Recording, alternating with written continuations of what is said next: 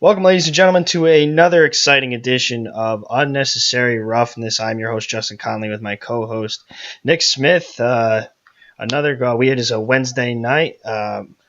We spent last episode. If you missed it, we talked about quarterbacks, who we thought were a couple of rookies that we thought were uh, going to shine in the best situation, not in the best situation. We talked about veteran guys, which guys were going to exceed expectations, which guys were going to not hit expectations, and which guys were really going to fall short and even like lose their job. And it was really a pretty interesting conversation last week. But now we're really going to start getting into divisions, and we're going to start really breaking down not just quarterbacks, but the entire every division.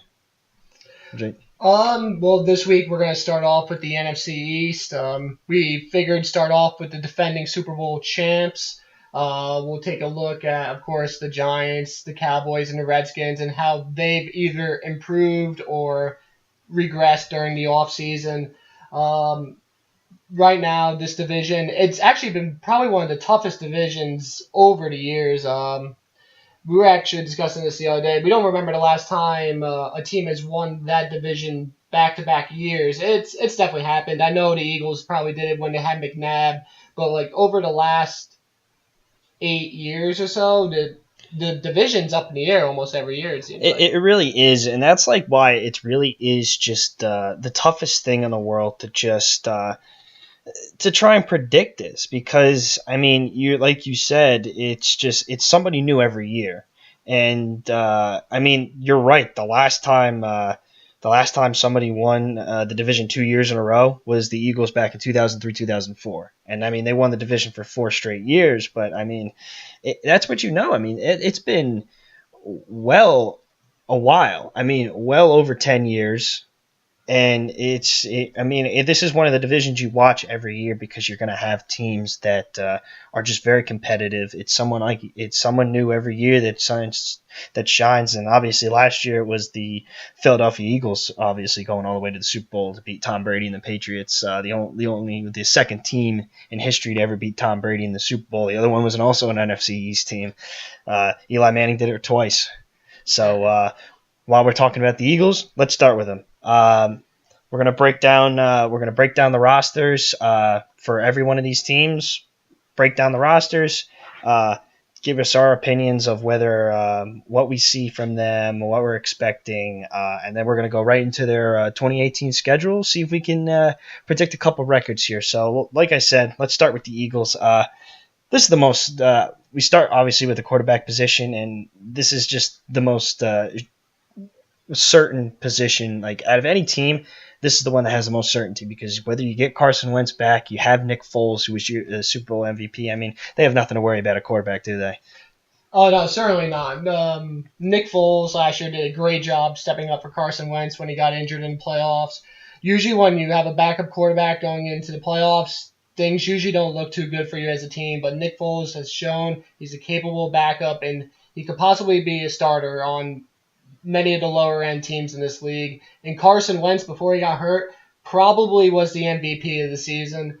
He threw for 30 somewhat touchdowns before he got hurt, and he still had 3 games to go. He should have been MVP if he stayed healthy, and the Eagles just have a great offense from top to bottom. One of the best offensive lines in the NFL. The receiving core, it's not one of the best, but it's definitely up there with Alshon Jeffrey and Nelson Aguilar, who stepped up tremendously last year. At first, I know many Eagles fans were worried about Aguilar. He dropped a lot of balls. He didn't look too good, but last year he really stepped up, and he could hopefully keep it going. And also the addition of Mike Wallace. He's a guy that he's a game changer. When he was with Pittsburgh, he certainly made a lot of plays. He hasn't been himself so much the last few years. He sees some big moments from time to time, but with a new quarterback, well, but coming to the Eagles with Carson Wentz, hopefully it could revitalize his career a bit. See, I'm not as sold on Mike Wallace as maybe other people are. I mean, I see even a guy that even when he was with Pittsburgh, yeah, he was an explosive playmaker down the field, guy that's going to beat you deep. But I mean, I think that over the years, people have been able to figure out that what does Mike Wallace do? He beats you. He beats you and pushes you vertical, and that's what he's done. And the thing is that people start catching up on it. I mean, that's what it is in the NFL. People start and realize, and they watch the tape, and I really think that that's really the one thing that Mike Wallace can do. He's going to try and beat you deep, No, I certainly agree with that. He's definitely going to try to get over the top of you, but I feel like that just opens it up so much more for the guys underneath. Zach Ertz in the middle of the field, if there's a safety over the top trying to help on Mike Wallace on going deep, Ertz should have the middle of the field on a bender or a post or a dig route.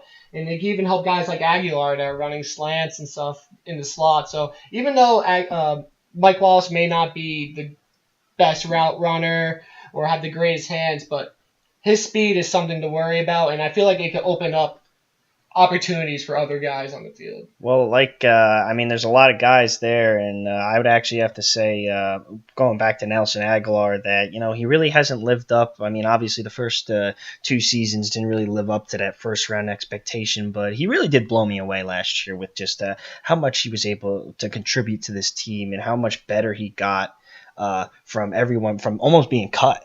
Yeah. And it's that maybe that was just the rude awakening that a guy like Aguilar needed, and really that's my X factor for. Actually, you know what?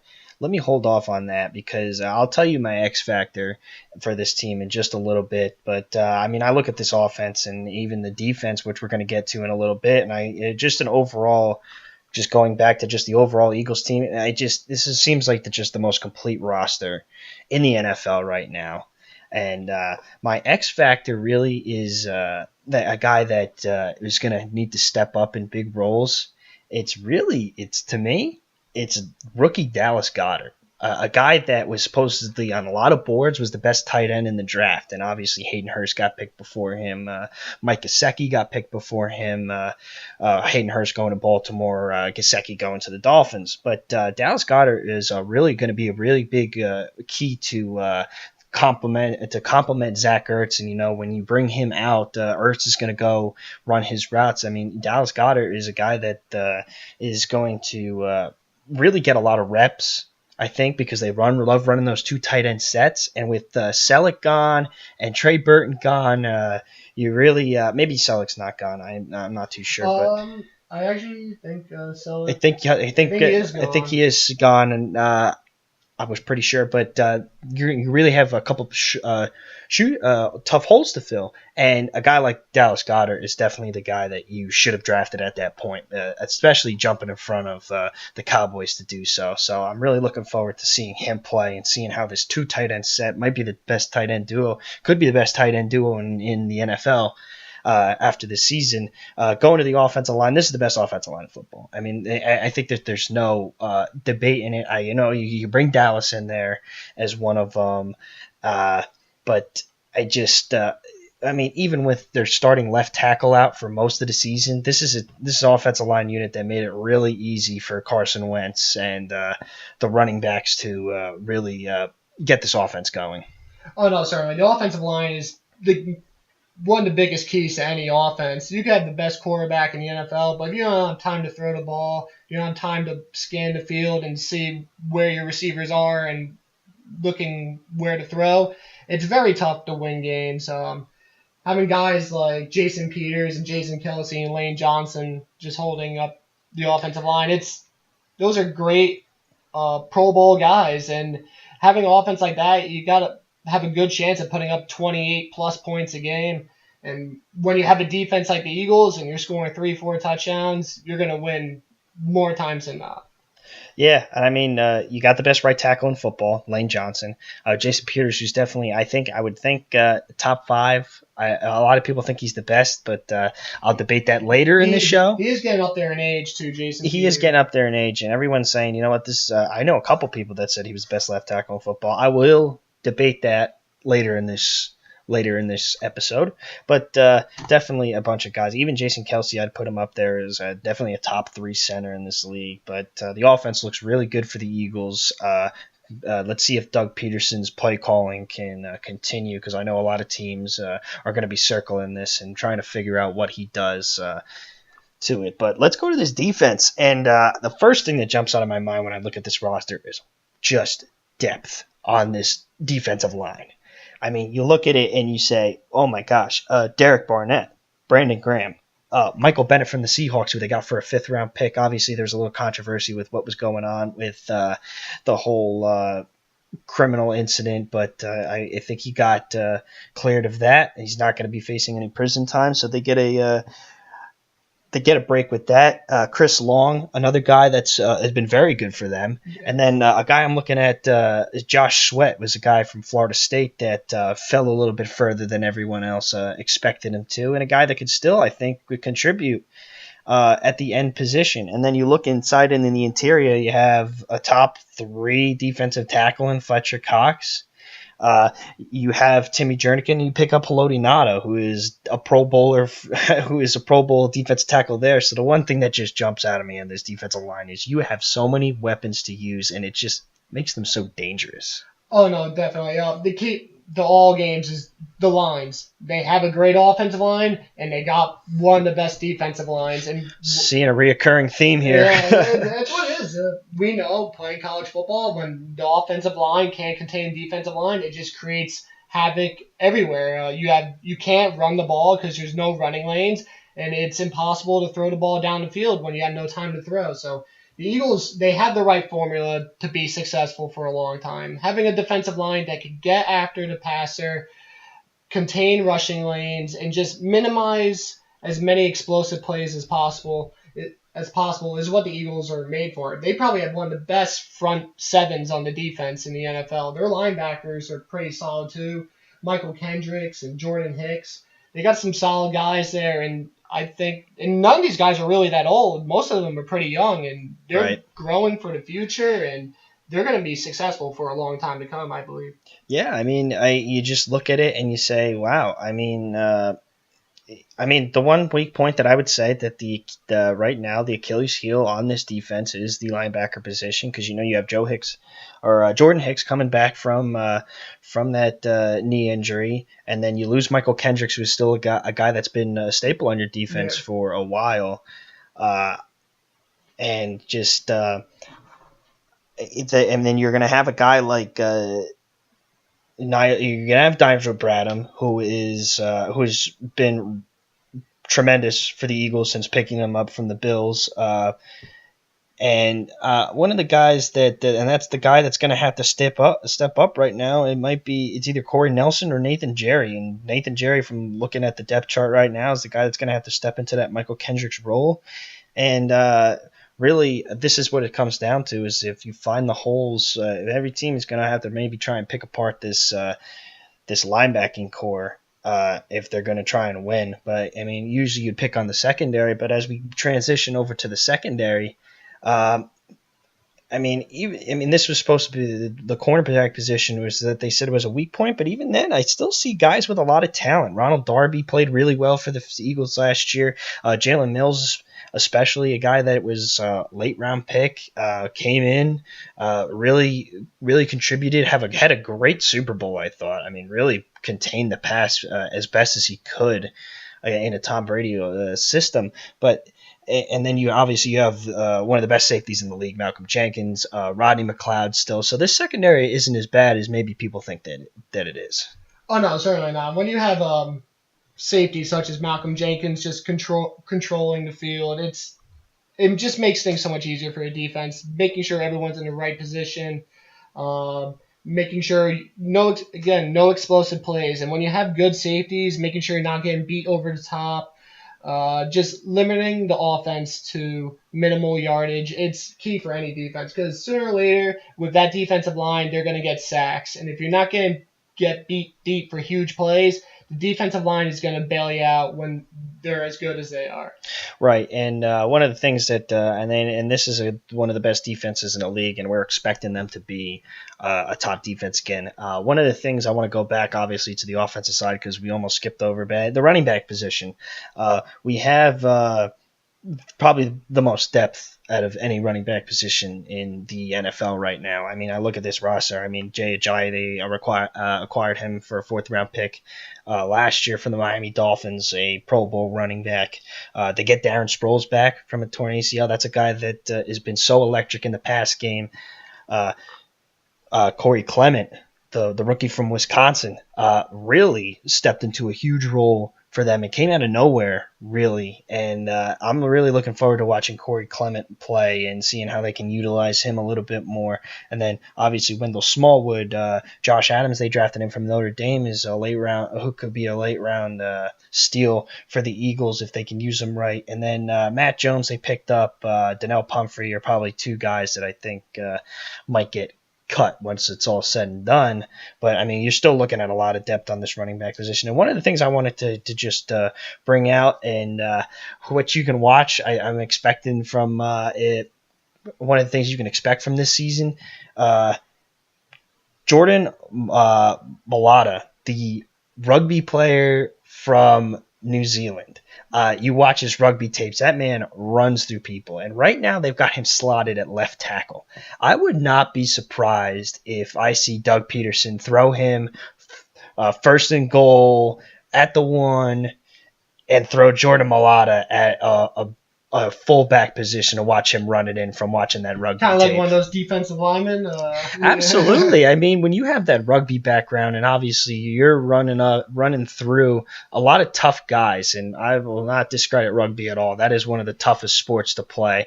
Would you be shocked to see a big guy like that go in as like a Don Terry Poe or they use J.J. Watt or the Fridge? Yeah, honestly, when you have a guy that could get the job done, who shown he could carry and run the ball, and as physical as he is, why not try it out if you think it's going to work? Absolutely. So, I mean, that's one of the things that just jumped out of the pages. You know what? They drafted him to be a left tackle, and that was one of the things where I was like, they're gonna put him at a tackle spot. I mean, obviously from his size. I mean, that's probably like if you think lineman. But I mean, I wouldn't be surprised if Doug Peterson says, "Hey, we got a rugby player on our team. Let's go for it." Especially in those goal line situations, everything's so close, so jam packed. If you could have a guy that could just muscle it in there, maybe carry two guys along his back, I don't see what's the harm in trying it out at least. Absolutely. Well, let's go to this. Let's now go to or the schedule and the Eagles. And obviously, I look at the NFC East, and this goes for all the NFC East. This year, they're playing the AFC South. They're playing the NFC South. So I'm looking at they're going to have a tough schedule. And they're going to have a tough schedule because I think the NFC is going to be so competitive this year. Sure. Just a lot of teams that just have top-level talent that I'm just expecting to just blow me away. And obviously, as Super Bowl champions, they start off the season, and they started off at home against the Falcons, where it only took where it came down to one drop ball by Julio Jones to seal the Eagles to go play at home against the Minnesota Vikings, where they ultimately blew them away after that first drive that the Vikings put together. But Thursday night versus the Falcons, what do you got? I have the Eagles winning this game. They are home, which is always a big help in the NFL. Having the crowd on your side is always a huge factor. But for the Falcons, I love Matt Ryan. I think he's a great quarterback, and having Julio Jones he's probably my number 2 receiver in the league behind Antonio Brown. Atlanta has weapons on offense. They got great running backs. There's no doubt about that. But as a team from start to finish, I just think the Eagles are a little bit better. The defense, I think, will help the Eagles a lot, try to slow down Julio Jones. The defensive line, I believe, will slow down the running backs just enough to give Carson Wentz enough room to put up more points than the Falcons. So I'm actually going for the Eagles in this game. I'm also going to pick the Eagles in this one. I just think that Philadelphia is one of the toughest places to play, especially coming off a Super Bowl win. This crowd's going to be electric, and it's tough to play in there already. But you're coming off Philly fans winning a championship, and they're some of the most passionate fans of their team.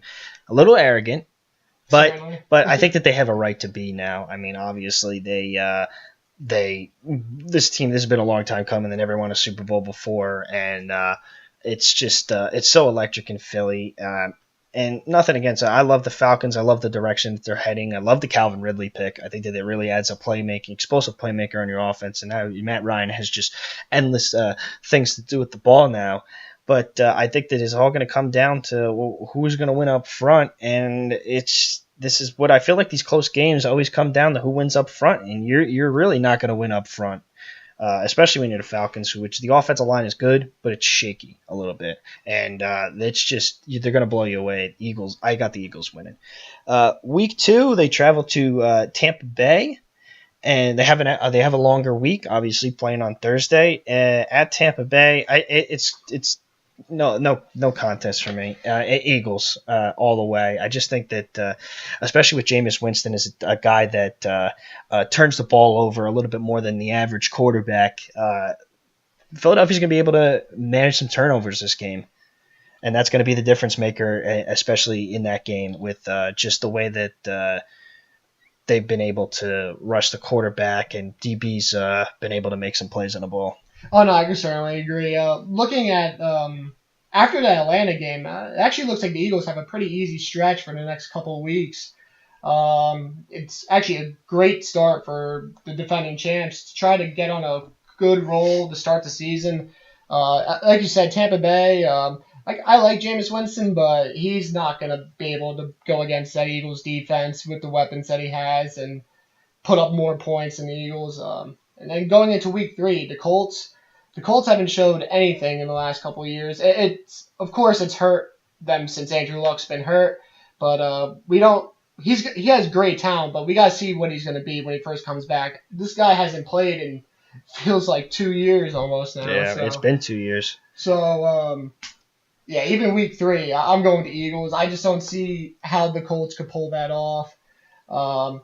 Yeah. Especially the Eagles are home that game too as well. I completely agree with you. I mean, I look at this even with Andrew Luck, who is undoubtedly when he's playing, he's a franchise quarterback. But I just look at what he's got around him, and it's not that impressive. No. And the offensive line's been shaky. Yes, you grab Quentin Nelson. Yes, you grab Braden Smith, and maybe that can help a little bit. But those tackle positions are not solidified. You don't have a lot of playmakers on your receiving core, and we're going to go a little bit more in depth with the Colts, but.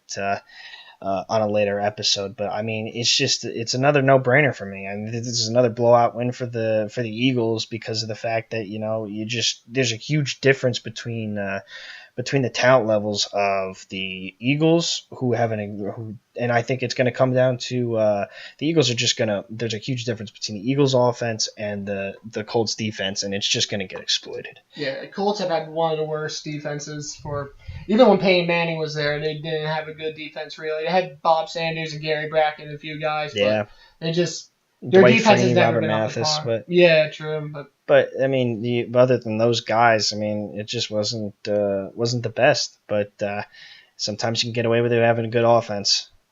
But I mean, it's going to start getting a little bit tougher. I think week 4 might be a little bit of a tougher game for the Eagles because I think that the talent level in Tennessee is only rising, and I think this is a team that definitely has playoff potential. We obviously saw them.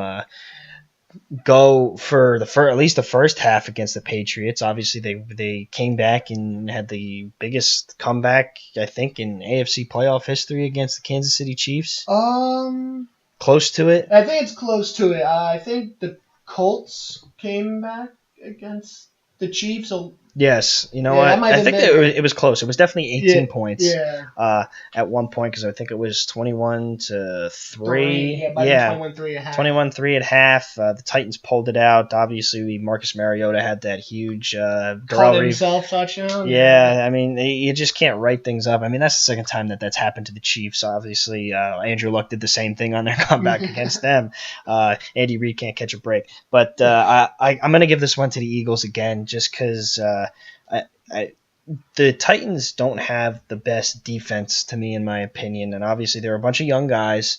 Uh, and are still trying to get used to playing with the chemistry that they got. And I just think it's going to, especially if you have a healthy Carson Wentz, which I'm expecting at least by this time, they get Carson Wentz back, maybe even sooner, which is what it's looking like. It might be a week one start for Carson Wentz coming back from that torn ACL.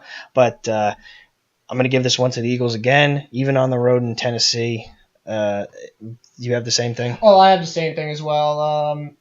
Just the Eagles are such a complete team, and Marcus Mariota, I'm not fully sold on him. He shows his flashes. He's good here.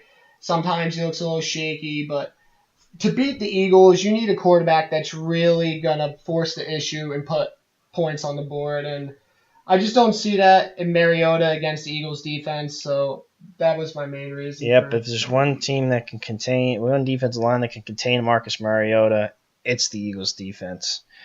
No brain about that. No doubt about that. Then we got week 5 against the Vikings. And unless you're the 72 Dolphins, you can't win them all. And I actually have this as a loss, in my opinion, because I think that you're playing against a really tough Vikings team that, and you know what, you can, and I'm going to talk about this in a later episode.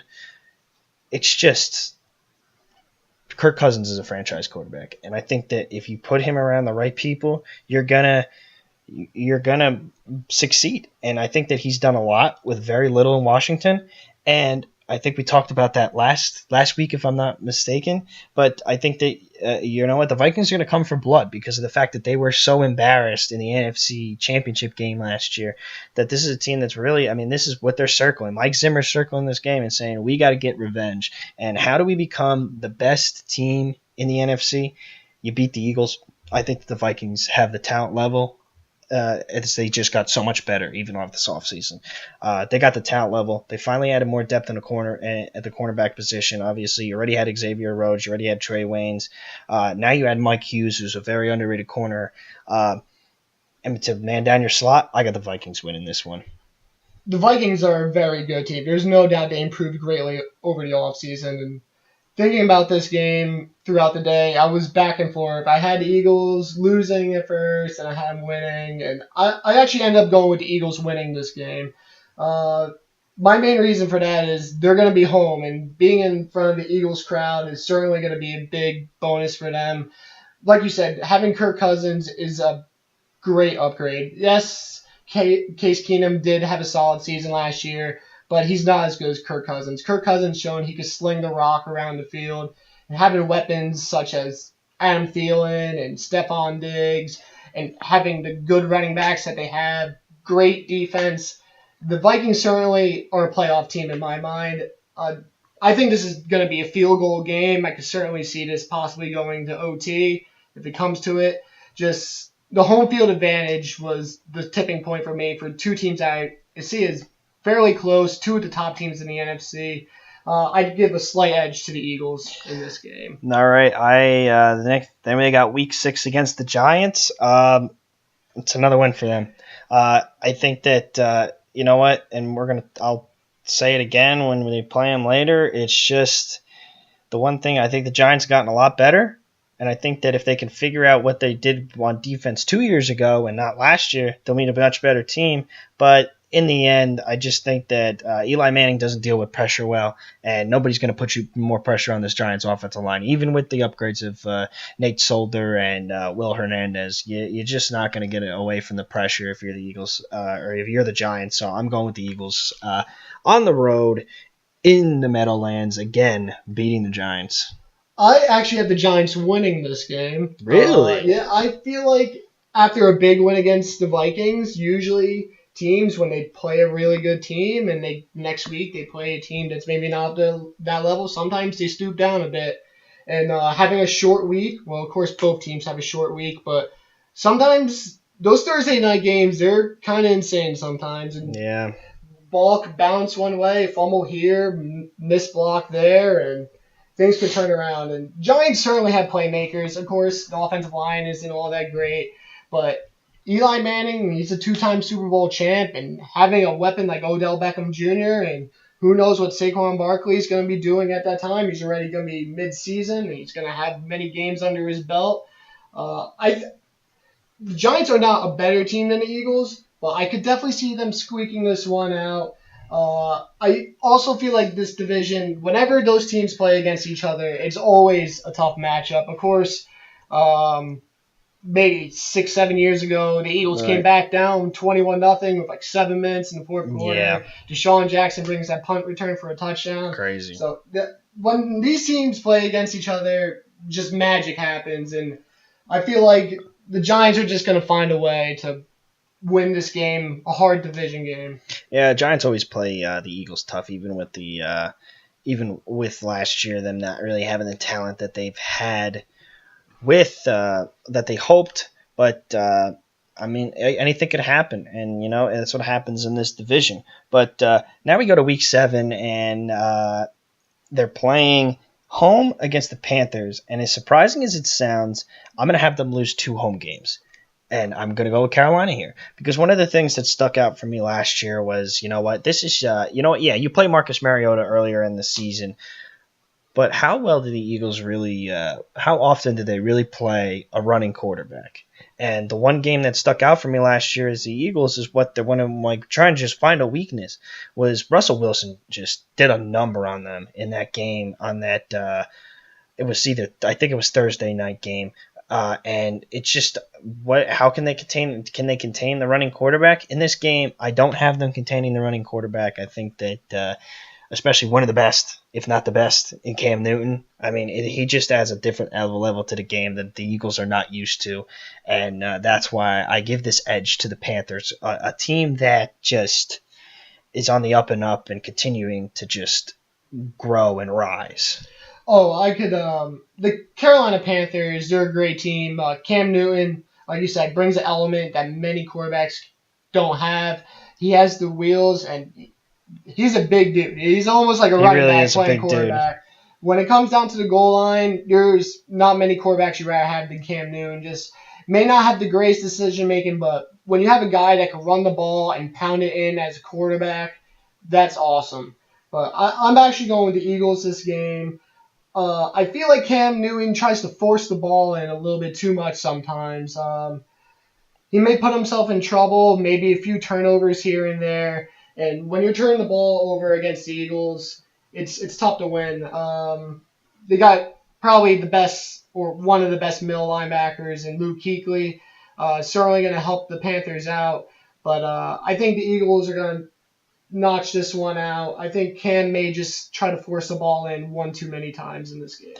Yep, and then they after that week, the infamous London game, and you could have think, ooh, the Eagles playing in London. It's the Jacksonville Jaguars, and just this team with the Jaguars is just so interesting because you finally have a team that's been so bad for so many years just explode off the scene and just play so well. And I give credit to that for Tom Coughlin for making a lot of right decisions. You take a lot of vets that pan out. You take Calais Campbell, you take A.J. Boye, you put your faith. I mean, the one thing that's still questionable, and I think it's getting a little bit less questionable, is you putting your faith into Blake Bortles at quarterback. I think that he's finally continuing to grow, but you finally have a team like Jacksonville, and this is one of the games I'm circling for just going to be one of those games I really want to see because I want to see what it would have been, what a Super Bowl would have been if the Jacksonville just finished them off. This could have been the finish. This could have been the Super Bowl last year. But in the end, I'm giving this one to the Eagles again. I just think that I looked at this team and I'm like, wow.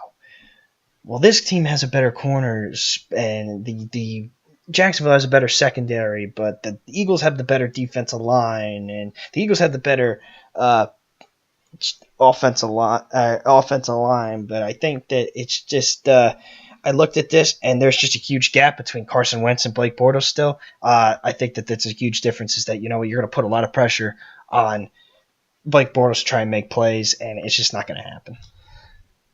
I can certainly agree. Carson Wentz is definitely much better than Blake Bortles, but I'm actually a pretty big Blake Bortles fan. Since day one, I always had hope in him. He started off certainly slow. Certainly last year took it up to another level. Should have been in the Super Bowl, in my opinion. A missed call, a missed tackle here and there, and the Eagles just get away. But the Patriots took that game away. I actually had the Jaguars winning this game in London. I feel like the Jaguars actually played a decent amount of games in London over the last few years. They They actually really might have. they might have some experience down on that field that the Eagles probably don't have. And I never really even thought about it yeah, I that was gonna way. say I think the Jaguars had played in London the last 3 seasons or It so. was one of those games where I was mulling over it for a little bit and just I went back and forth with it, and I was like, in the end, I gave it to the Eagles just because of a talent level. But I mean, Jacksonville might have just even have the experience playing on that field, so that could be the difference maker in this That game. that field, I just from the reports, like the field is not good. Like people were slipping and sliding on that field all the time. So I feel like if you played on that field, you know how it is. You should have somewhat of advantage running routes or covering someone or even making cuts. It's one of those small things, but it goes a long way in a football game. When you have that little extra home field advantage, you know the turf you're playing on. And the Jaguars got one of the best defenses in the league. They're up there with the Eagles. The defensive line may not be as good, but they are certainly solid to say the least. Jalen Yep. Ramsey, probably, actually in my opinion, the best corner in the NFL. Guy's a lockdown corner. He could cover anyone. I think he should take Alshon Jeffrey out of the game. And on the offensive side for the Jaguars, Leonard Fournette is just a monster. He could break one for 80 yards on any play. It's not going to be easy against that defensive line, but I actually could see a few things dropping the Jaguars' way this game, and I think the Jaguars are going to pull that game off in London. Amazing. I think that it could go both ways. Obviously, anything can happen, and I'm just really looking forward to watching that game. I'll have to get up when it does happen, just to see this game because it's just I can't miss. They have a 1 week 9 bye week, and then we're gonna start rattling them off a little bit faster, just so we can keep the flow going a little Okay. bit better. Week 10, Cowboys. I gotta win. That's a win for the Eagles, certainly. Just a lot of things that I think Dak Prescott didn't really do well with pressure, and that's just the thing that the Eagles, and you're going to hear me continuously say it, pressure, pressure, pressure, but that's the thing that the Eagles do better than anybody else. I haven't lost at the Saints because I just think it's really tough to beat the Saints at home, and I'm going to really talk a lot about the Saints, especially when we get to that episode. But the Saints the veteran presence of Drew Brees brings something that the Eagles just aren't ready for. Oh, sorry. Drew Brees, of course, in the league right now is probably top 3, top 5 quarterback in the NFL. He's unbelievable. Has been one of the most accurate passers in the league for a very long time. He completes about close to 70% of his passes. Uh, Always a great offense, but I actually have the Eagles winning this game. Even though they're on the road, I just feel the Saints defense, it's good. It's not anything great. They got some new younger guys, of course, which are helping them out. But I have the Eagles winning that one. They go again, week 12, home against the Giants. They get the sweep. Not on yours, obviously, but you're at home. Tough place to play. I actually don't think I have them losing another home game the rest of the season. It's just a tough place to play, and the Giants, as well as they do in Philly, I just don't see it happening. Yeah, I actually have to say I actually have the Eagles winning the rest of their home games for the season as well. The Giants, they're a solid team. They're not going to beat the Eagles at home, and the Eagles aren't going to lose to the Giants twice in one season. After which I think will be their first loss. I think the Eagles are going to come back with a vengeance. I actually think they'll probably put a beat down on the Giants in that game. Absolutely, especially if they lose to them as like Yeah. they do on yours, they're going to be coming for blood, and that's one of the things that the Eagles do better than anybody else in the league. They just come for blood. They're going to play the Redskins week 13, and I'm going to kind of bring this into week 13 and week 17. I think they win both of those games because they're just head and shoulders, I think, of over everyone in this division. And I think the uncertainty with the Redskins on defense, whether Alex Smith can adjust really well to the system, just plays a role in this. And I just don't see a situation where the Eagles really do lose against the Redskins. Yeah, I have the Eagles winning both those games as well. Alex Smith, a quarterback, he's a good game manager, but a game manager is not going to help you against this defense. And for the Redskins, besides Jameson Crowder, like they don't really have much on the receiving side. They got Jordan Reed, but who knows if he'll even be healthy at that point in the season. So yeah, Eagles are gonna win both of those games pretty easily, in my opinion. Now, I didn't add the Cowboys, obviously, and the Giants in a pair, but maybe I should have brought the Giants in as a pair. But I actually have them losing Week 14 to the Cowboys because I just think that one of these games, and it always happens, the Cowboys really just buckle down and they figure out a way to beat the Eagles at least once. And maybe they deal with it the first time. They're at Philly. The crowd's growing, and then Jason Garrett's going to figure out a way to beat this Eagles team. That's just the way it is. And with even how many times you can stack the box on Ezekiel, he still finds a way to make plays. Honestly, I had the same exact idea. Not for the Cowboys. I had that for the Giants. I just felt like one way or another, the Giants are going to find a way to win at least one game this year. I actually have the Eagles sweeping Dallas this year. Ezekiel Elliott, of course, one hell of a talent. Just on the receiving side and Dak, I don't know if they could handle what the Eagles have on defense. The offensive line, of course, is phenomenal for the Cowboys. I don't think it's gonna be enough. Sean Lee is a great guy, great defender. He's another guy that's always hurt though, so who knows? Especially at this point of the season, who knows how the help situation is gonna be? It's the same for both teams though. Either team can have injuries. Certainly, a huge part of the NFL. It can make all these predictions completely wrong. Right. If Carson Wentz goes down, yeah, you have Nick Foles, but it's still a different.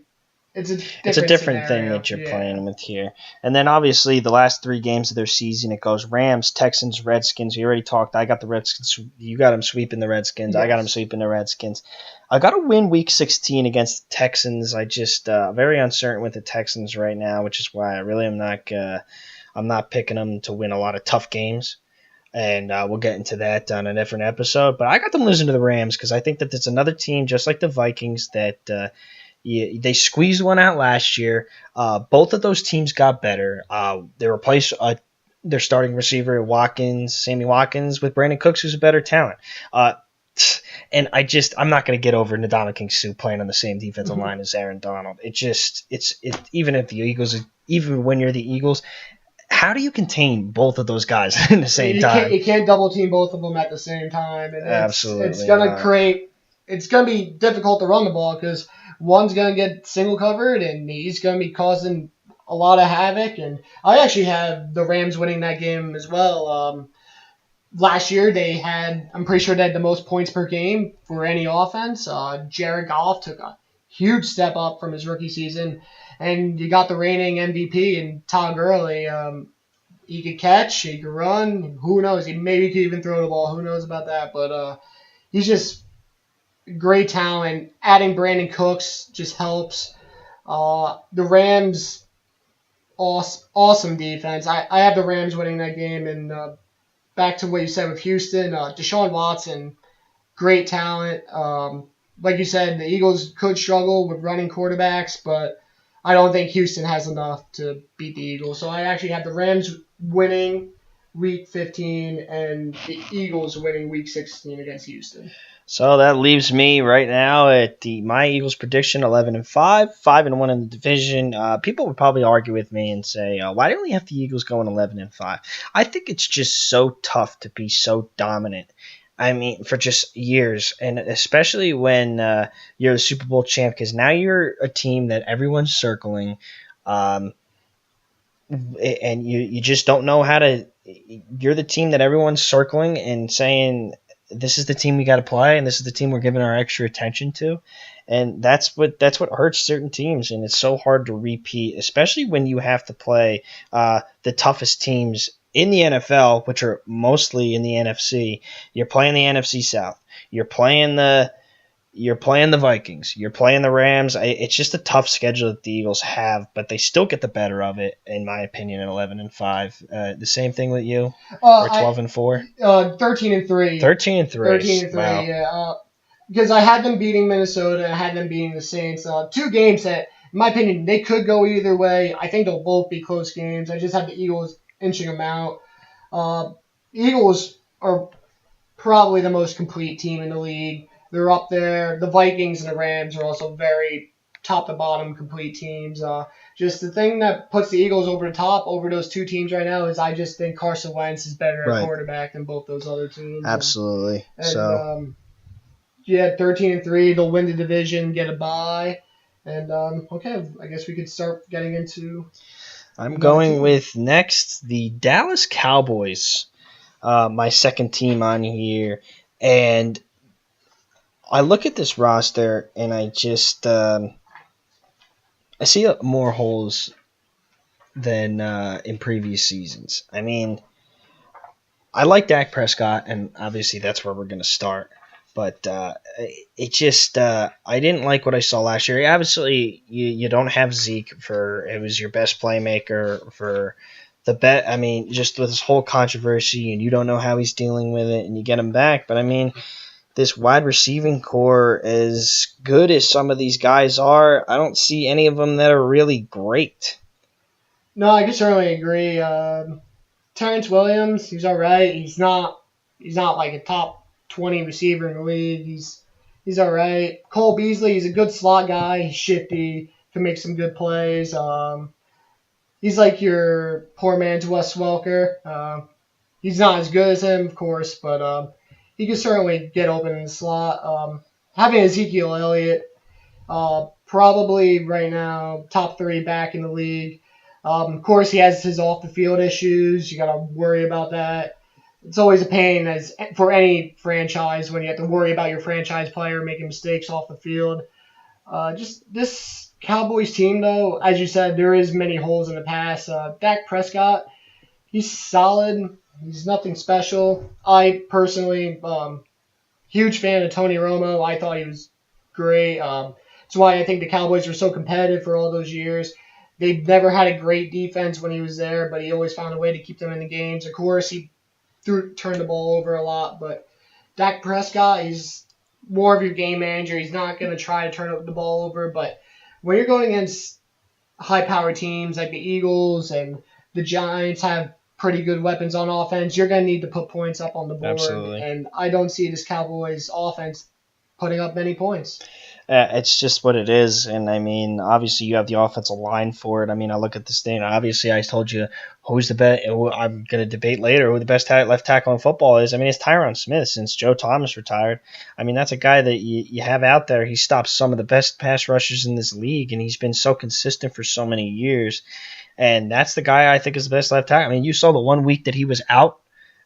Falcons, a guy like Adrian Claiborne gets 6 sacks. Like, it's just he makes such a big difference, and you don't realize that. But I mean, obviously Zach Martin, who's looking for a new contract, though. Travis Frederick, still both those guys are Pro Bowl players, and they have Cameron Fleming at that right tackle. I would not be surprised if Connor Williams, the rookie from Texas, slides into that right tackle spot after playing tackle most of his college career at Texas. But my X factor when it comes to the Dallas Cowboys is Michael Gallup, who is a real sleeper in this at the wide receiver position from Colorado State. And that was a guy that a lot of people were talking about as just a very complete receiver.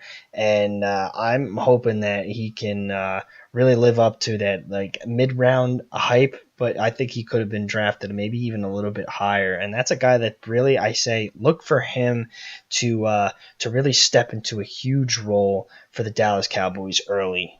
But when I look at this defense, it doesn't look as bad as maybe it looks on paper because you have a lot of young talent. Obviously, DeMarcus Lawrence was one of the best defensive ends last year. One of the best pass rushers, well over a couple sacks over 10 over 10 sacks last year.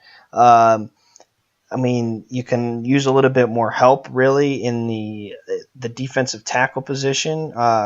Tyrone Crawford, another guy that's played pretty decent for the Cowboys, and obviously you're expecting Taco Charlton had their first round pick from last year, had a slow start but started picking it up towards the end.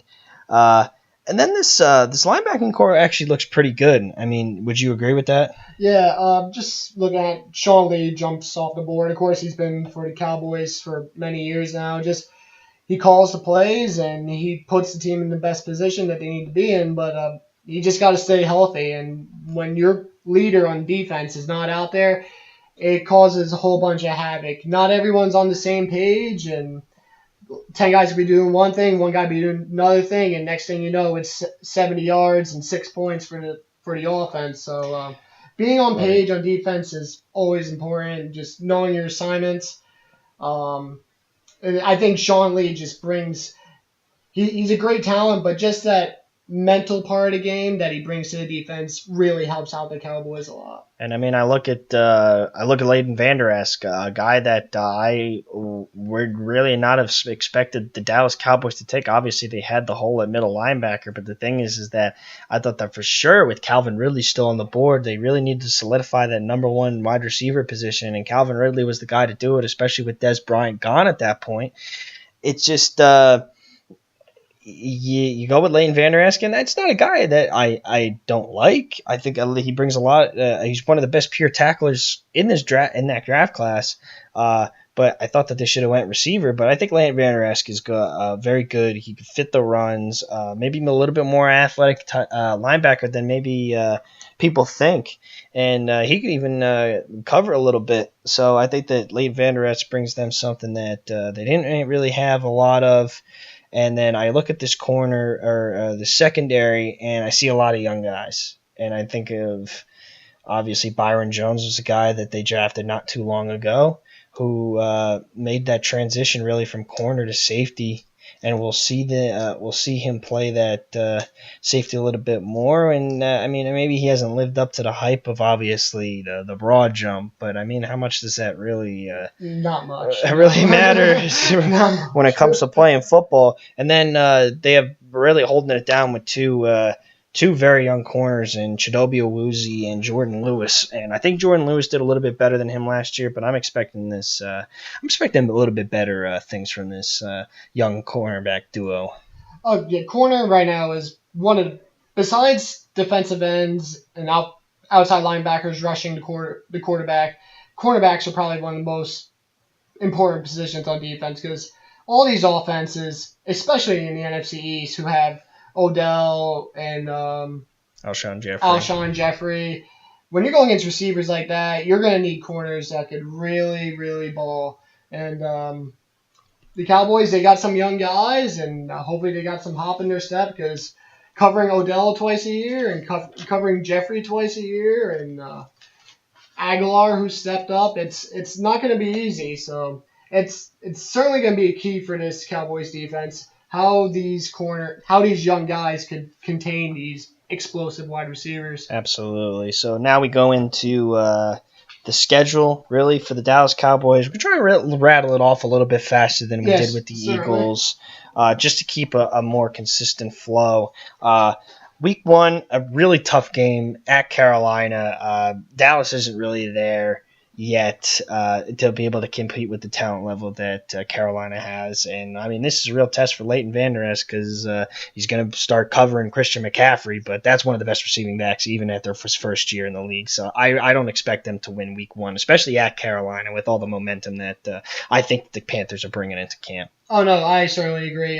Cam Newton, he's just a monster. He can run, got a cannon arm. Like you say, Christian McCaffrey, he brings an element to the game that many running backs don't bring. Like, yeah, you had guys like Le'Veon Bell that can run and catch, but Christian McCaffrey, he's almost like a wide receiver at running back.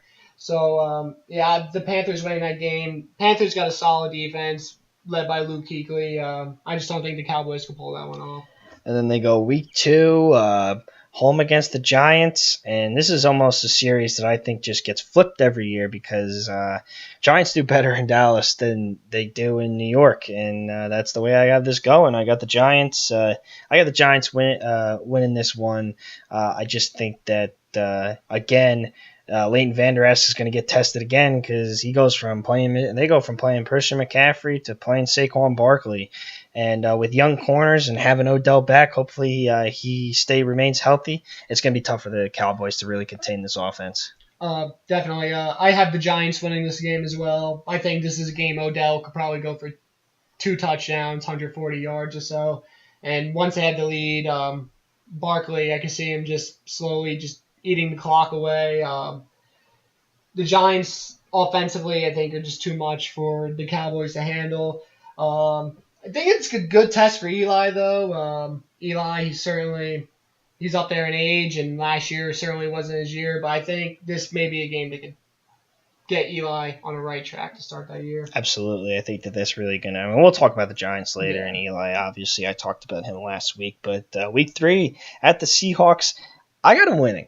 And I think it's just because of the fact that, this defensive line has finally started coming into its own. Obviously, you have a little bit of problems up in the middle, but you solidify that really with having linebackers like Sean Lee and Jalen Smith if he can get back to what he was at Notre Dame, and Leighton Vander Esch filling up the middle.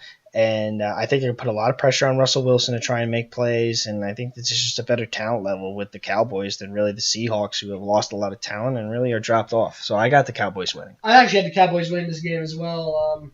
As you said, the Seahawks, they lost a lot of guys. Offensively, they got Russell Wilson and not much else. Not a good offensive line at all. Receiving core is not really there. They got Doug Baldwin, who's really good, but besides that, they don't have much. They lost Jimmy Graham. They lose Richard Sherman. It's going to be a tough game for the Seahawks, I believe, and I think the Cowboys are good enough with Ezekiel Elliott to really just do what they do best, which is run the ball, pound the clock, have Dak throw the ball when he needs to, and I think the Cowboys could win this game, maybe by a touchdown. Seahawks had a tough time defending the run last year, and it doesn't get any easier with a guy like Sheldon Richardson out. So they lost Michael Bennett as well. And they lost Michael Bennett. I mean, it's just a tough situation there in Seattle. But anyway, week 4, Lions. I got another loss because, I mean, I think that, and I'll talk about, obviously, we'll get in more depth about the Lions, but really the basis of the fact is I'm really excited for the Lions this season because of the fact that Matt Stafford finally has a good run game coming into him, and I think that that's going to be the difference there is that with this run game, it's going to start opening the pass, and with Stafford, a veteran quarterback, and veteran wide receivers like Golden Tate and Marvin Jones, you're going to exploit this Cowboys young secondary, and that's going to be the difference maker in this game. Oh, no, I agree. Matt Stafford, very good quarterback. He has a tendency of turning the ball over, has a cannon arm, likes to force the ball from time to time, but as you said, those wide receivers that Stafford currently finally has a running attack. The Cowboys, I just don't think defensively are good enough to withstand that attack, and offensively, I don't think Dak Prescott's good enough to put enough points up on the board. It helps having Ezekiel Elliott, but how much is Zeke going to help you out when you're down by 14 points in the third quarter? So, I had the Lions in that game as well. Week 5 against the Texans, I think another tough game. I think it could be really competitive, and I'm going to give the Cowboys the edge on this one because, like I said, I'm really taking whatever with Houston and Deshaun Watson with just a grain of salt. And any game that I think is competitive, I'm giving to the other team because I'm just really uncertain about this Texans team because I think they can be really good or they can be really bad. And I'm a little bit more certain about what the Cowboys do than what the Texans do. So you could chalk that one up for me with the Cowboys. I actually have Houston winning this game. I just think Deshaun Watson is going to have a great game. He's in the minimal time that he played last year. Of course, he had the huge ACL injury, which is tough for any person to come back from. But if he's 95% of what he was showing last year, I think he's just going to explode. He's going to run all over that defense. And when the defense is worried about the quarterback running, is he going to do this? Is he going to do that? And then he just throws it over the top to DeAndre Hopkins. And I actually think Houston's going to pull this one off. Well, I completely agree with you and certain things. Maybe you're a little bit more sure about the Houston Texans than I am. But now we go to week 6, and let me tell you a team I'm not. Let me tell you about a team I'm not uncertain about, and that's the Jacksonville Jaguars. And it goes back to the whole. This game goes all the way back to me saying, they don't have a lot of depth inside in those defensive tackle positions, and with the addition of Andrew Norwell on that Jacksonville offensive line, they're going to pound it up the middle, especially when you got a guy like Leonard Fournette, and that's going to open up Blake Bortles. And they're just gonna. It's gonna be I think, really a field day for Leonard Fournette, and that's gonna give the Jaguars a win and the Cowboys a loss. Oh, certainly. Leonard Fournette is this game. I would be very surprised if this game's not run, play action, because all they're gonna do is just hand the ball to Fournette 30 times, fake it to him, try to go deep, and Blake Bortles try to pick them apart between the 15 to 20-yard range, having the safeties bite up. Yeah, especially when you got a couple speedsters like Marquise Lee and Keelan Cole, it just makes it so much easier for the Jacksonville Jaguars. There's just the Cowboys. Their defensive line is not going to be good enough to handle Fournette. It's just going to open up way too much for the Jaguars offense. And we go to Week 7, Redskins, and we'll talk about the Redskins Week 7 and Week 12 just to make this go and easier. And I got both home wins for the Cowboys. I got a home win for the Cowboys and a road loss for the Cowboys because I just think that when games are this close, and I think the talent level really with the Redskins and the Cowboys is close, I give it to the home teams. And that's usually the way that it goes. And you're going to figure them out, and you're not going to figure them out. And I think it all really depends on Alex Smith and this offense, and really go from there. I mean, I think that Dallas has more talent level, but I mean, you really don't know with Alex Smith. I mean, if Alex Smith plays the way he does, they can even overtake this series. But I give it to both home teams on this one. I actually have the same thing. It's when teams in this division play against each other, it's usually a very hard-fought battle. Home team always has the advantage. Of course, having the crowd on your sides always help, especially for the defense, trying to rattle the offense. Washington, as you said, Alex Smith. It's two game managers going at each other. So, in my opinion, it's which one's going to make one or two more bigger plays than the other. In my opinion, both these teams are fairly even. They don't really stand out in one place, except Ezekiel Elliott is much better than the running backs of Washington, in my opinion. But I think this is definitely a series that will go 1-1 this year. Yeah, and I mean, now we go. I mean, that's going to be Week 7 and Week 12. Week 9 versus the. I mean, that Week 8 they have a bye week, and then we go Week 9 versus the Titans. And usually I would take the team off the bye week to go and win, but I'm going to go with the Titans on this one. I just think that Marcus Mariota is going to find a way to get it done, and with this uncertainty at the wide receiver position for the Dallas Cowboys, it's just it's going to be tough to throw the ball, especially on an up-and-coming secondary like the Tennessee Titans. I actually have the Redskins winning this game. Cowboys? I'll get Cowboys winning this game. For some, you said when teams come off bye weeks, they usually come back with a little spark. Some teams, they come out a little flat to start the game, but I feel like the Cowboys, they'll pull this one out. I'm not too sold on Tennessee. Not a huge fan of Marcus Mariota. He's shown some flashes, but never sold on him at all. So I actually think this is a winnable game for the Cowboys, and they'll get a solid win after the bye week. Yeah, and I mean, then we got Week 10 against the Eagles, and they play them again 14. And obviously, I for the reasons that we talked about already, they just I think that they're going to figure him out once, and I think they're not going to figure him out once. So, I mean, the Eagles are going to overwhelm them one game, but I think the Cowboys are going to figure him out. We already talked about that. Yeah. So, we'll go Week 11 to get at home against the Falcons, and the Falcons are one of the toughest teams to play against at home, and just Matt Ryan is going to just throw all of it. I mean, usually you'd have a little bit of revenge because of the way that they manhandled you last year, but I think it's going to be no different this year. Oh, of course. Having Julio Jones, he's just a monster. He's huge, he's fast, and Matt Ryan, he would be dumb not to throw to him at least 15 times this Right. game. I mean, you got to exploit the young secondaries because you just still adjusting. Obviously, W. Woozy and both Jordan and Lewis were both rookies last year. Well, I'm expecting to be a good cornerback tandem, but I mean, it's just still young, and obviously Julio Jones and Mohamed Sanu are just gonna. It's just gonna be really tough for them to handle that.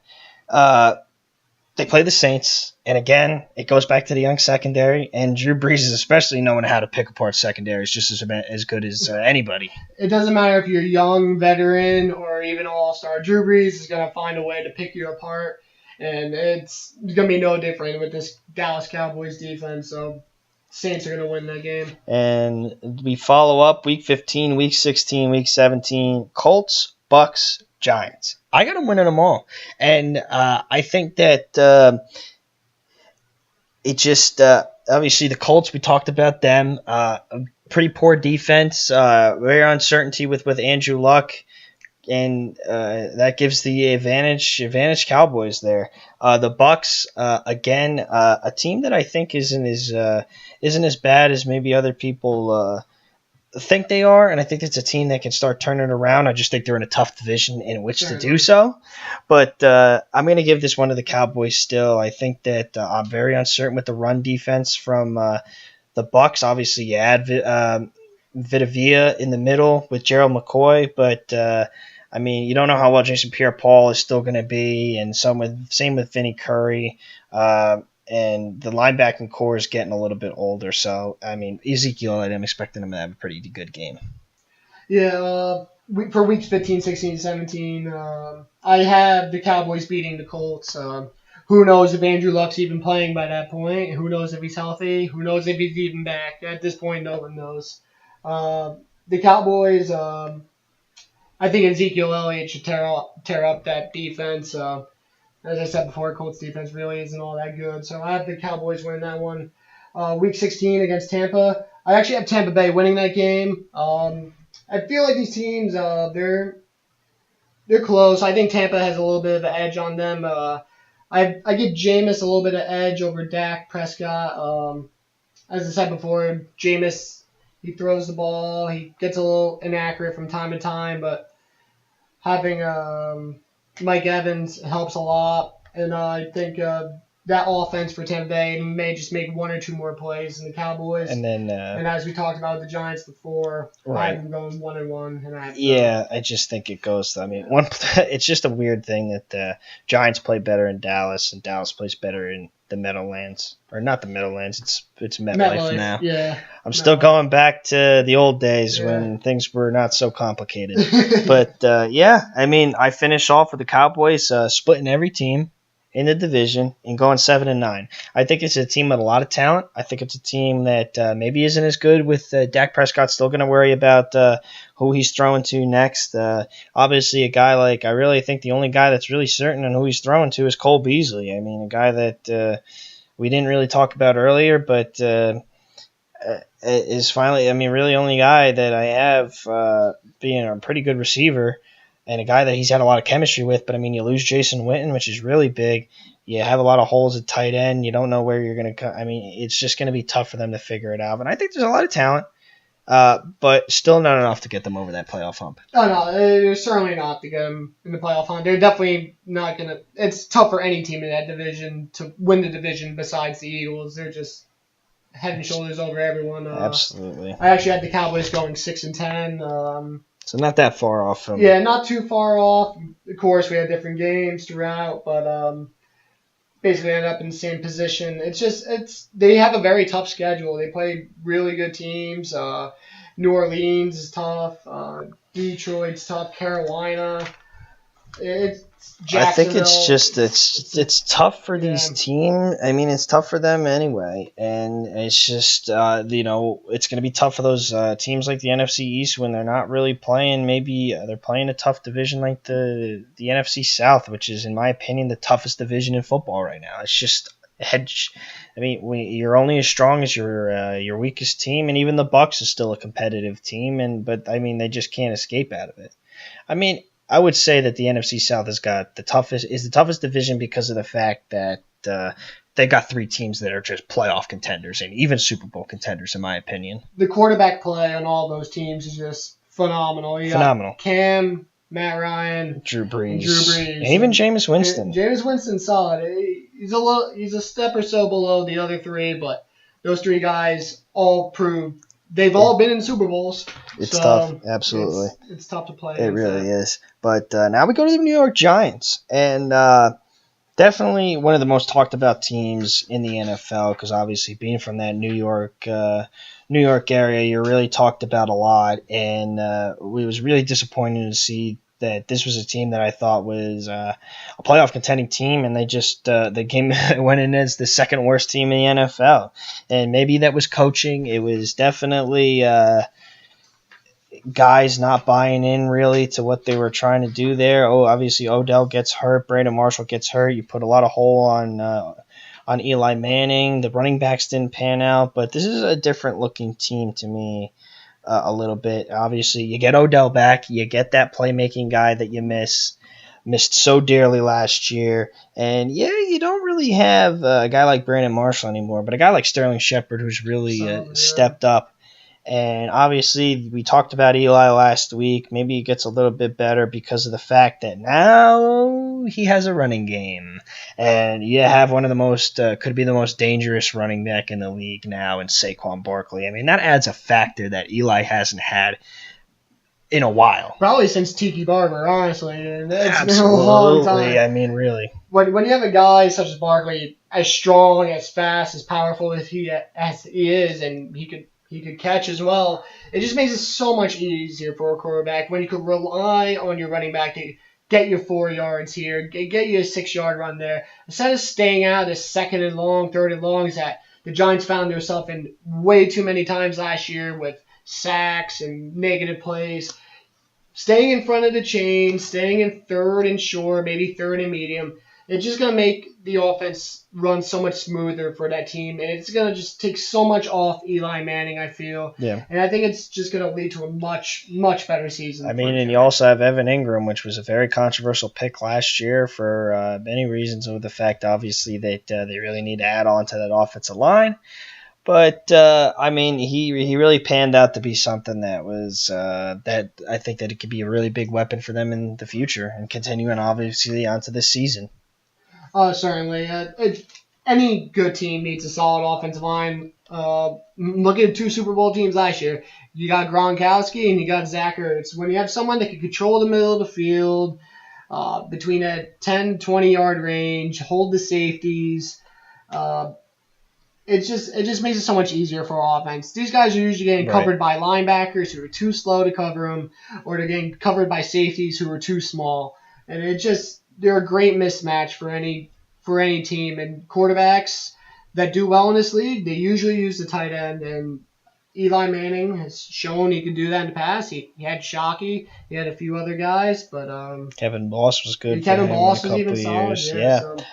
So I'm expecting Ingram to even have a bigger season than he did. But obviously the hole still goes from the offensive line. And yes, you grab Nate Solder. Yes, you draft Will Hernandez, 2 guys that I love. I think Nate Solder's done an excellent job protecting for Tom Brady. And obviously Will Hernandez is one of my favorite offensive linemen in this draft.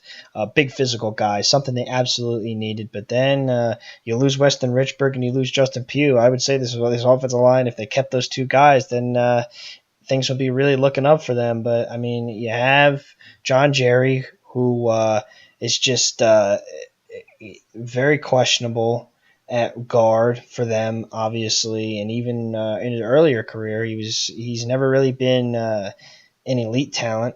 At center, you got Brett Jones, who's been all right, good again, just like John Jerry, good but not great. And then obviously it goes to Eric Flowers at right tackle, and maybe he plays a little bit better at right tackle than he does left. But I mean, it's just you gotta question it. I mean, obviously, because Eric Flowers has been one of the worst tackles in football. Oh, no, sorry. He's been getting abused for the last few years. And for Eli, it's tough. When you're on your back almost every other play, it's not easy to play quarterback. You got to stand tall, make good throws. But when your offensive line's not blocking for you, turnovers are going to happen. Errant throws are going to be there. And hopefully this offensive line holds up a little bit better this year for the Giants. I actually think they will hold up a little bit better I'm not saying Eric Flowers is going to do better, but as a collective unit, I think they'll find a way. And even it goes to coaching, getting the ball out of Eli's hand faster. It's maybe something you have to look at. Maybe don't go down the field as much as possible. Like Odell, he's a guy, he could catch a screen, catch a slant, and have 50 yards of Absolutely. after the catch.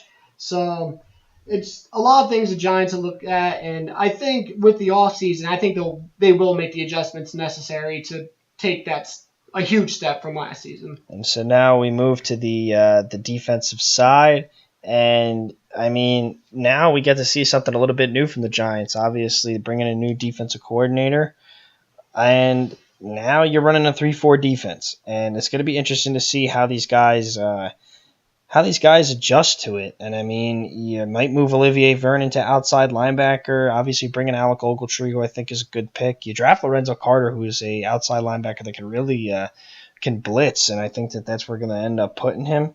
But I mean, this is a defense that obviously has the talent necessary to be great. And obviously, they have Landon Collins, who has been very good for them since drafting him 3 years ago. Yeah. And then Janoris Jenkins was a lockdown corner 2 years ago. Obviously fell off a little bit. So I mean, I'm really excited to see if this Giants defense can adjust to being able to run be able to play in a 3-4 defense, but I'm also just really excited to see if they can bring that defense back to what it was 2 years ago, then they're going to be set. Oh no, looking at this defense just on paper, they probably have the second best defense in that division, just behind the Eagles. Look at nose tackle, they got Damon Harrison, former Jet. He's a great run stopper. He's going to do his best to contain guys such as Ezekiel Elliott. Right. And as you were saying before too, the D-backs, Landon Collins, Janoris Jenkins, those are all pro players. And if the Giants could just keep people healthy, have them in the right system. I know last year they had problems with Eli Apple and Jenkins and suspensions. If they could just all stay on the same page, do their job, I feel like this defense, it could be pretty solid, and that's only going to help the offense because they're not going to put as many points on the board. I think this Giants team, they should have a solid season with the people that they currently have. And I mean, only time will tell. And really, I'm basing this all off of if the Giants can just get that spark. And I even put that, and you know, my uncertainty with that spark is what made me do my schedule here. And they start week 1 against the Jaguars. I mean, that's not the way you want to start a season off. So I got them losing to the Jaguars because I just think it's just too tough to deal with that defense. Oh no, certainly. Giants have a pretty tough start of the season. They have a very tough schedule. I start them off with a loss with Jacksonville. Jacksonville is just a very complete team, and I don't think the Giants are ready for a team like Jacksonville. I don't think they're ready for Tom Coughlin either. No, but I am very excited to watch Odell versus Jalen Ramsey. Oh, going to be a great day for that. Obviously, we talked about the Cowboys. I have them splitting in week 2. And then winning in week 2 and losing in week 17. We don't need to go into more. We already explained that. Texans, I got them losing to the Texans. I just, I like, obviously, this is the one game where I thought, this is going to be a tough game. But I'm actually going to give this one to Houston because I just think that with the adjustments to the 3-4 defense and trying to fit personnel to just go around it, and you're going to have a tough time covering DeAndre Hopkins. I just think that's what it is, and especially if you're not getting it to Hopkins, you're going to get it to Will Fuller. And that's because that's what Deshaun Watson does. I mean, he threw to Will Fuller, 13 times, and Fuller scored like 8 touchdowns. It was something ridiculous number of just touchdown to catch ratio. But I think that the Texans are going to end up pulling this one out. I have the Texans as well. Just Deshaun Watson, he's explosive. I think he's going to use his feet a lot in this game, as does most. I think Janoris Jenkins, he may do a solid job on Hopkins, and when your number one guy is getting covered by elite corner, the quarterback will probably be more willing to run a little bit sooner than he needs to. And I think Watson's going to create decisions for linebackers. Do they bite on the run or do they stick with their guys? And I think that indecision is going to lead to big plays for Houston, and I think Houston's going to pull that game off. Absolutely. Then I got the Saints. That's going to be another loss, and the same with the Panthers in Week 5. I just think that those are two really tough teams. You're really not there yet. You're still trying to get used to Pat Shurmur's system, and you're just playing two of the toughest teams in the league. So, I mean, that's where I'm going with that. 2 straight losses to the NFC South guys. Same here. Both quarterbacks, Cam Newton and Drew Brees, they're both unbelievable. Of course, 2 totally different guys. One's more of an accurate guy. He's going to just beat you with precision. And Cam, he's going to sling the ball around. He's going to beat you with your legs. And I think the Giants, talent-wise, aren't good enough to hang with both those teams. So I have the Giants losing both of those. And then, obviously, Week 6, they play at the Eagles on a Thursday night game, going from the Panthers to the Eagles. It's just, we already talked about them. You actually think they're going to win that game. Yeah, I have them with the loss. I had them split in 1-1. I had the Giants winning that next week, and then I had the Eagles winning the second game. Yep. But we already talked about that. Falcons, they had the Falcons on a Monday night. They're in Atlanta. No. It doesn't. I mean, maybe you might get a little bit more of a spark from Saquon, but we just in the end, I don't know. I just don't see the Falcons in a situation where they're going to lose to the Giants, especially at home. Yeah, the Falcons, same thing. Matt Ryan's just unbelievable. The entire, as we said before, that entire division, their quarterback play is top notch. And these games usually come back down to which quarterback's better. And Matt Ryan at this point in his career is better than Eli Manning. Falcons just have too many playmakers with the running backs they have, and Kevin Coleman and Devontae Freeman and Julio Jones, and just another win for the Falcons and a loss for the Giants. So then we go into the Redskins, which I think that they're going to split again. I think that we get to see Josh Norman and Odell again.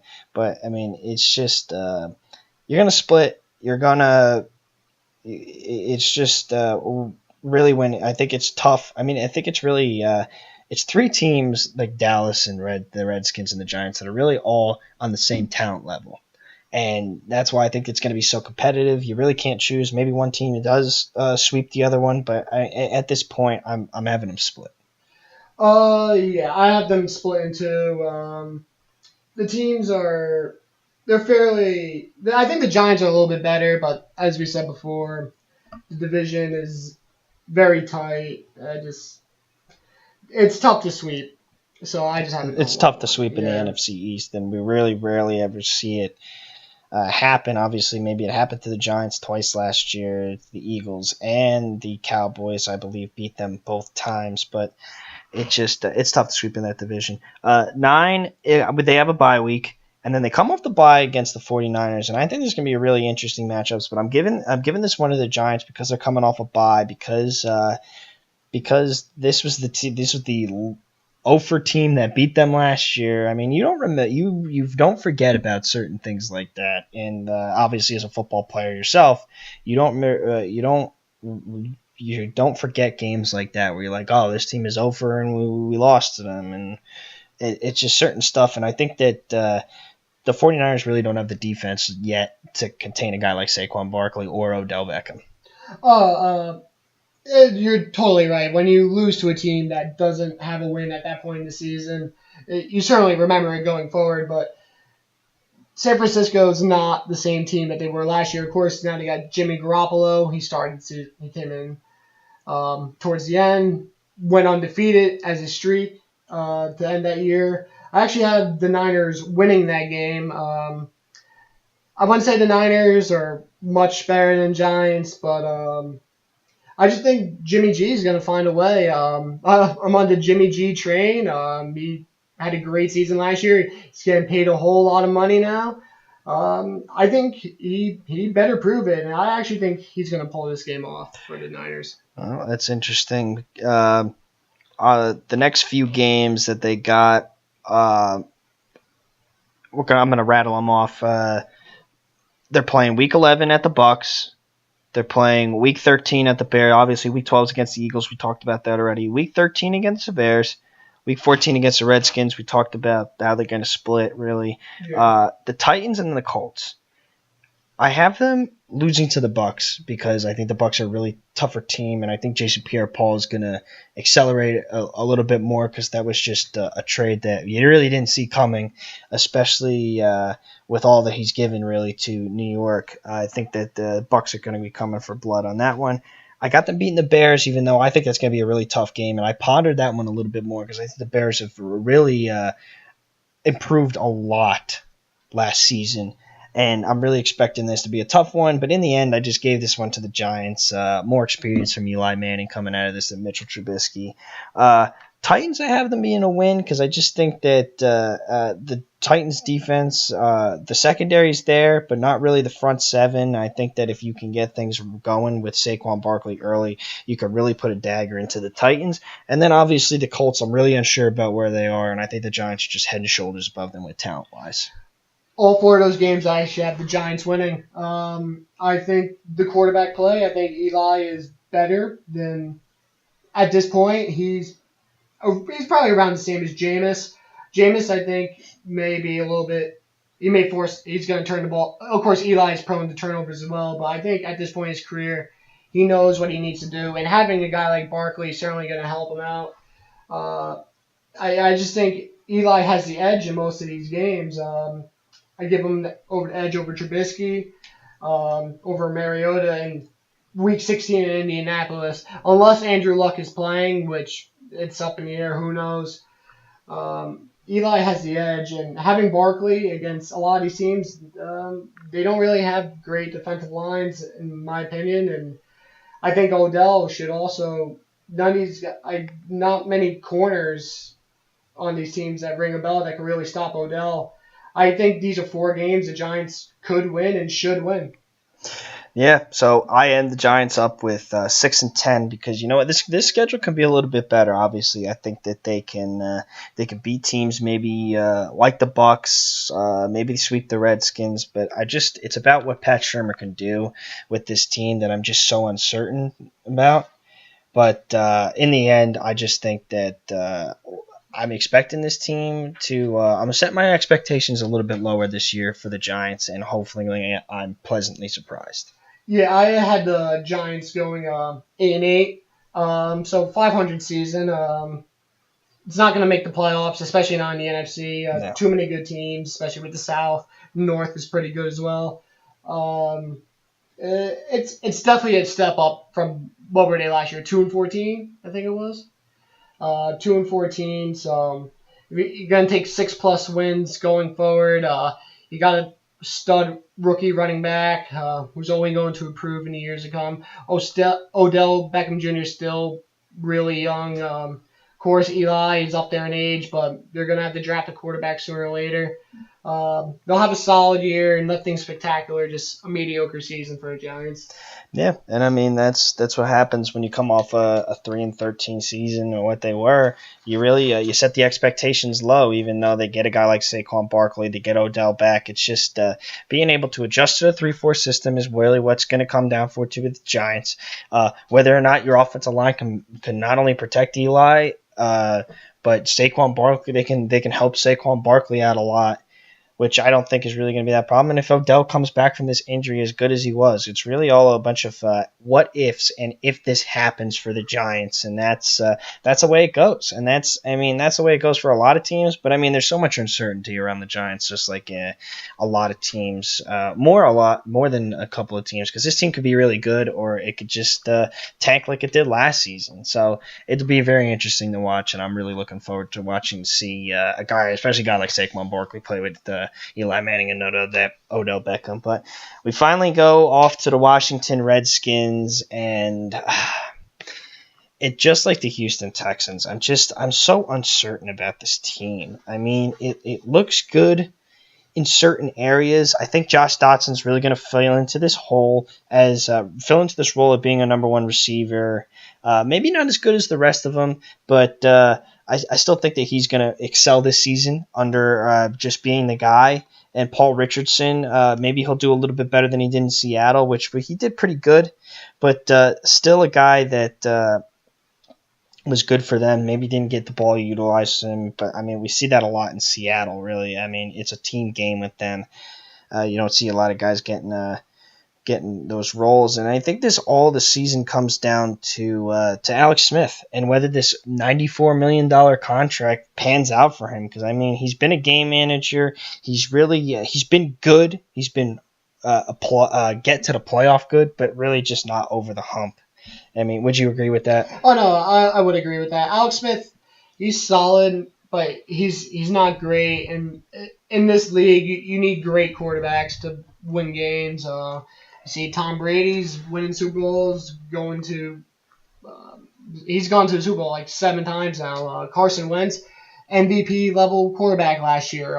That's why the Eagles were as good as they were. And Nick Foles, won't say he's great, but in the playoffs he sure played it, and that's why the Eagles were as good as they were and won it all. Alex Smith, he's never really shown that. He's shown he's been capable, but nothing fantastic.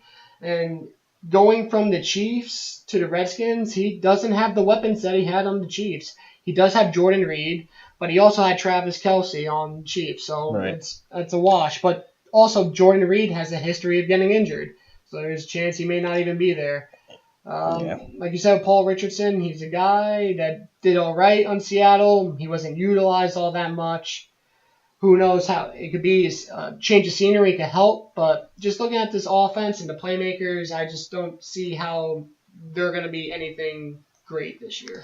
Right, and I mean, I look at this offensive line and the same thing. I mean, like this is an offensive line that kind of fell off a little bit. Yes, you have Trent Williams, who, in my opinion, is a top 5 defense or offensive lineman in the game. But I mean, and you do have Brendan Scherf, you do have Moses Morgan, but I mean, the center position is a little scarce, and so is the left guard position. So I mean, it doesn't make Alex Smith's job any easier. But I'm expecting, obviously, big expectations for running back Darius Geis, who was really big for LSU. I mean, I'm skeptical with him just because of the fact that, he is a great runner. He's solid in between the tackles runner, but I didn't see enough in the pass game in college to really say he was just that complete back that they think he is. So, I mean, we'll see where that goes. And then I look at the defense, and you know what? It's got its bright points.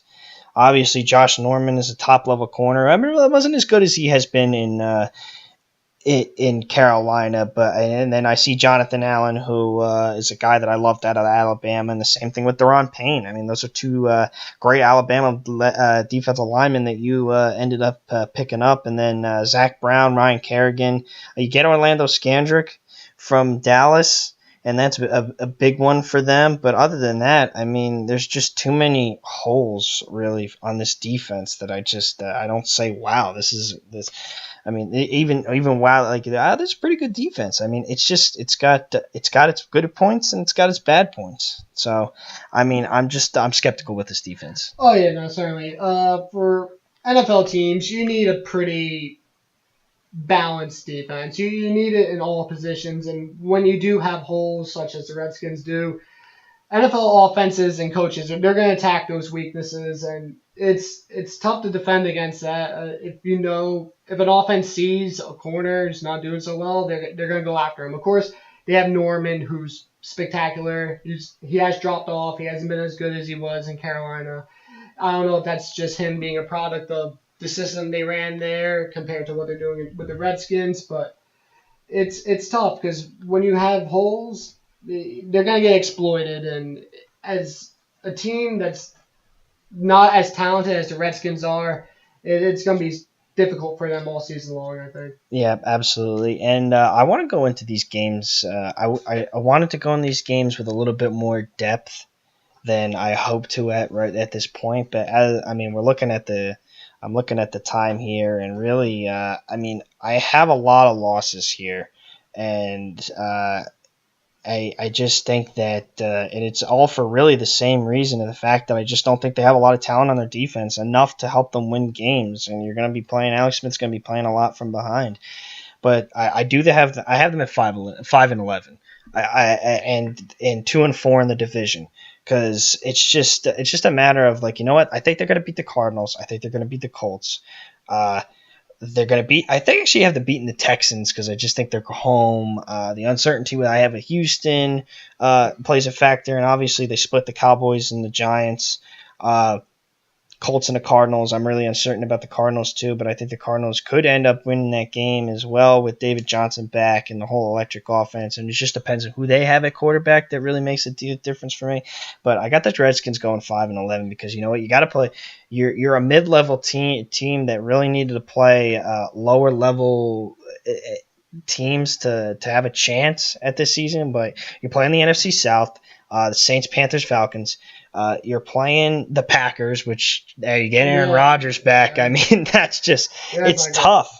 And you know, you play the Titans, you play the Jaguars, you play they have to play the Eagles twice. So I just think 5-11, and you know what, they can pleasantly surprise me if they can. But at this point, I'm just not buying it. Yeah, I have the Redskins going 6-10. Same thing, splitting with Dallas, splitting with the Giants. I have them, same thing, winning weeks 1 and 2 at Arizona and against Indianapolis. Just two teams I don't think are very talented at all. Indy could have luck at the time, who knows. Arizona, Sam Bradford probably start week 1 in my opinion. So, but I just feel like those teams aren't really all that good. The Redskins aren't a good team really either. I have them beating Tampa Bay. It's just one of those toss-up games I thought could have went either way. I thought maybe because I had the Redskins on a pretty solid losing streak, I thought maybe the Redskins pull one out there. But going against teams like Philly and Jacksonville, Atlanta, Carolina, New Orleans, Green Bay, those are just not winnable games for the Redskins with the roster that they have. Right. It's going to be a tough time for them, and in my opinion, they'll be the worst team in that division. I mean, it's just tough, and I mean, you want to say that, and I hear a lot of people saying, you know, Alex Smith is in a good environment, but I mean, like, what is it really that exciting to get excited about Alex Smith? He's not playing with the talent level that he had with Tyreek Hill and Travis Kelce. Maybe he's playing with a better offensive line. I would say he's definitely got a better left tackle in Trent Williams than he did in Eric Fisher. But I just the wide receiving core is not as good. The coach isn't as good. And that makes a huge difference. You know, you don't really know how he's going to fit into Jay Gruden's system. Maybe a little bit like Kirk Cousins. I just don't have high expectations for the Redskins. Oh, neither do I. It's like we said, Alex Smith. He's all right, but he needs people around him, and he just doesn't have the guys around him to really make this team succeed. Well, I mean, we ran a little bit. I know we got into we're over the hour and a half mark here, and we're finally going to wrap it up. But that's what happens when you're really trying to break down and really get into the specifics and maybe give you a little bit more insight than a lot of other places. But I think that I think it comes down to knowing what these teams are up against, what they're going against during the season, and just seeing the matchups, and those are really what it takes to win NFL games. You're going to be in a better matchup against certain teams because of what they do rather than other ones. And I think the prime example of what I had was, I think Philly's a better team than Carolina, but it's just a bad matchup for them because I think that Cam Newton and Christian McCaffrey bring a different element to the game that I don't think the Eagles are ready for. So I think it's we try to narrow it down really to what it is that matchups we like, matchups we don't, and that's really what it is in the NFL. Oh, no, certainly. Matchups are key. And honestly, any sport, baseball, basketball, football, if you know you have an advantage over something on your opposing team, you got to take advantage of it, and that's the way to win games. And honestly, a lot of it comes down to coaching. You got to scout well, you got to prepare well, you got to put your team in the best position to succeed. And coaching, I know some people, they're wishy-washy on it. They don't think it's as important as some people do. But as a player, coaching makes a huge difference. Play calling, being an offensive coordinator is a huge job. And just calling the right plays in the right situation, put your team in the best situation to score points and to win games. Well, that'll do it for you here on Unnecessary Roughness. Hope you got a little bit of better knowledge at the NFC East, what we like, what we don't like. Maybe you can, maybe our predictions are right, but only time will tell. Anything can happen in the world of the NFL. But that, like I said, that'll do it for Nick Smith and myself. Tune in next week where we move from the NFC East to the AFC East, and that's definitely something that pulls on our heartstrings a little bit. It certainly should be an interesting time. But something that we're going to look at this logically and unbiased is for sure. But from Nick Smith and myself, this has been Unnecessary Roughness. We'll see you next time.